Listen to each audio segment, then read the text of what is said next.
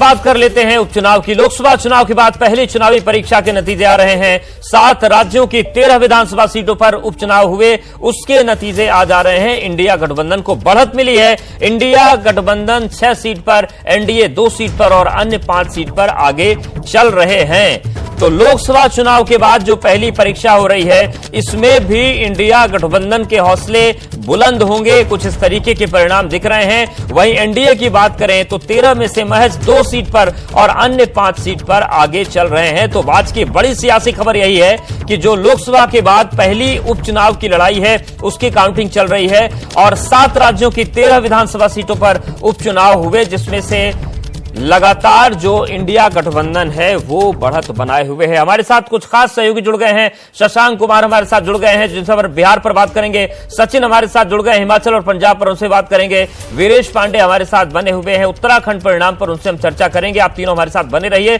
लेकिन बड़ी खबर का रुख करते हैं। बिहार में पूर्णिया की रुपौली विधानसभा सीट पर चुनाव हुए और इस सीट पर आरजेडी की ओर से बीमा भारती उम्मीदवार हैं। जेडीयू से कलाधर प्रसाद मंडल चुनाव लड़ रहे हैं और बड़ी खबर यह है कि जेडीयू के उम्मीदवार यहां पर आगे चल रहे हैं और बीमा भारती पीछे चल रही हैं। तो यह इस वक्त की बड़ी खबर है। पूर्णिया से बड़ी खबर यह है कि पूर्णिया की रुपौली विधानसभा सीट पर चुनाव हुए और इस सीट पर आरजेडी की ओर से बीमा भारती उम्मीदवार हैं। जेडीयू से कलाधर प्रसाद मंडल चुनाव लड़ रहे हैं। शशांक, ये बताइए कि जो पूर्णिया की रुपौली से तस्वीरें निकलकर सामने आ रही हैं, ये बिहार की राजनीति के लिए क्या संकेत दे रही हैं?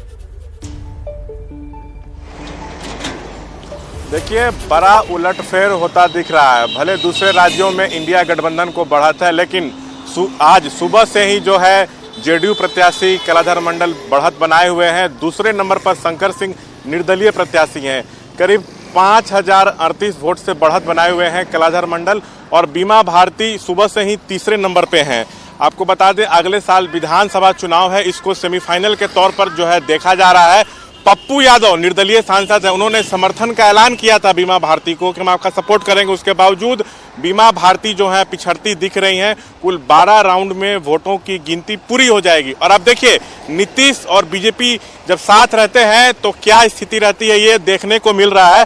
हो सकता है एक बड़ी जीत जो है यहाँ पर जेडीयू की हो जाए। और जो निर्दलीय प्रत्याशी हैं, लोजपा से विद्रोह करके लड़ रहे हैं निर्दलीय शंकर सिंह, वो दूसरे नंबर पे हैं। बीमा से वो काफी आगे निकल गए हैं। अभी जो काउंटिंग चल रही है उसमें 22,000 के आसपास वोट आ चुके हैं कलाधर मंडल को, जो जेडीयू के हैं। जो निर्दलीय हैं प्रत्याशी शंकर सिंह, उनको 17,000 के आसपास वोट है और बीमा भारती को 12,000 के आसपास है।